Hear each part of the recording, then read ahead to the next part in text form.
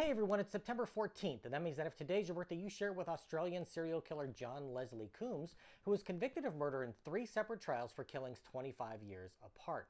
And that is him right over there. Born in Victoria, Australia in 1954, Coombes had a tough childhood, being a victim of molestation, and psychologists have said that it was such a defining factor in his upbringing that his later murders were related to this trauma. He dropped out of school at 15 and became an apprentice mechanic, and at 18 joined the army, serving in Vietnam but saw no combat. After his return to Australia, he settled into a seemingly normal life, jumping from job to job until he settled on working at a hotel in Sydney, and along the way married and fathered 2 children. The marriage didn't last, largely because of what came next.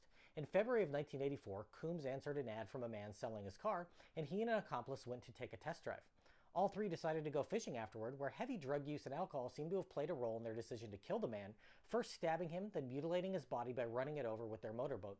9 months later, he killed again, this time stabbing a man to death in his home with the help of another accomplice after a night of heavy drinking and drug use. They were immediately picked up and charged with murder for the second crime, and a year later were convicted and sentenced to life in prison. Coombes escaped in 1988 but was returned to prison after 3 days on the lam. On appeal, his sentence was cut in 1990, and Coombes was released on parole in October of 1996. 2 months later, he was picked up and put on trial for the first murder, being convicted and sent back to prison. In 2007, he was released on parole, and all hoped he would have a productive life post-imprisonment. But in August of 2009, a tattooed leg washed up on the shore of Phillip Island, which is just south of Melbourne. Days later, more parts washed ashore on beaches in the area, and after an appeal to the public, the tattoo led authorities to identify the victim, a 27-year-old child care worker. The woman had taken in 2 teenage runaways, giving them a place to live. Having 2 extra mouths to feed, she was selling drugs to make ends meet, but started using the crystal meth she was selling.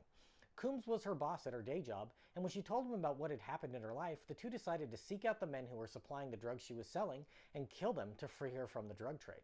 They went to his girlfriend's house on Phillip Island to make their plans, but the victim confessed that she had let her supplier sexually abuse the teens in her care in exchange for relieving her of her financial obligations. Remembering his own abuse as a child, Coombes became incensed at hearing this and strangled her to death. He took her body into the bathroom and cut it up in the bathtub before placing the parts in plastic bags and dumping them in the water. Immediately after the murder, he went to bed with his girlfriend and had sex with her, apparently finding the act of murder arousing. She was in love with Coombes and tried to help him cover up the crime, but he was arrested 3 months later. After months of denials, he finally admitted to what he had done, telling police that when he murdered the victim, he cut off her breasts as she did not deserve to die like a fucking woman.